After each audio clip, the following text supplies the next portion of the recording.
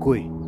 Bonjour, ici Marc Onana, sur le territoire de la Première Nation, Wolastoqiyik, Washipekuk.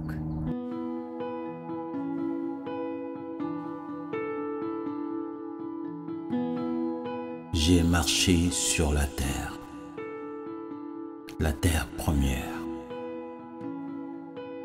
J'ai marché sur le roc des nations premières. J'ai senti la brise venant du fleuve, comme un message d'espoir et de paix. J'ai vu au loin cette montagne inconnue. J'ai vu des oiseaux bercés par le vent. J'ai vu des pas invisibles sur la pierre. J'ai marché sur la terre première. J'ai marché sur le roc de la nation première. J'ai entendu le bruit du silence. J'ai vu le totem et la force d'une nation. J'ai vu des gens voir d'autres gens qui voyaient d'autres gens.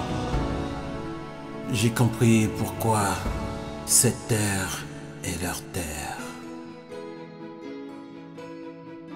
J'ai pris une petite place, humblement, sans laisser de traces. Sans laisser de traces. Sur la terre première, il faut savoir venir et savoir s'en aller. Il faut pouvoir y revenir sans envie d'y rester. Il faut savoir découvrir sans vouloir apprivoiser. Sur la terre des nations premières, j'ai vu le feu jaillir des rayons du soleil. J'ai vu l'eau claire, limpide, source de vie. J'ai entendu le souffle du vent sur les berges de l'estuaire. J'ai vu des nuages disparaître à l'approche de la lumière. J'ai vu des hirondelles trouver leur nid et qui étaient ravis d'y être. J'ai senti le souffle du vent sur les berges de l'Anse. J'ai compris que c'était leur terre entière, leur maison, la Première Nation.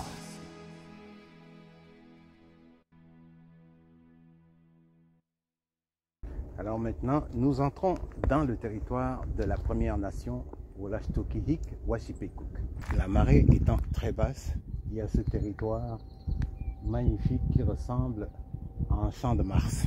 Derrière moi, l'imposante sculpture que vous voyez, c'est la sculpture Vents et Marées qui représente le désir de réappropriation du territoire de la Première Nation, Wolastoqiyik, Washipekuk. À la base, le tambour symbolise les battements du cœur de la terre-mère, qui représente le cercle de la vie. Il occupe une place centrale dans l'univers musical et spirituel des autochtones.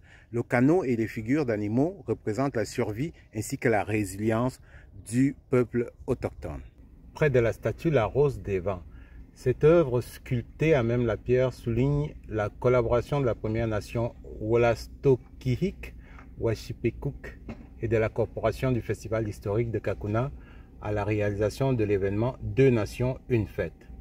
L'artiste y présente sa vision des différents aspects de la vie de cette Première Nation nomade, ainsi que le porc épic qui est le symbole animalier de Kakuna.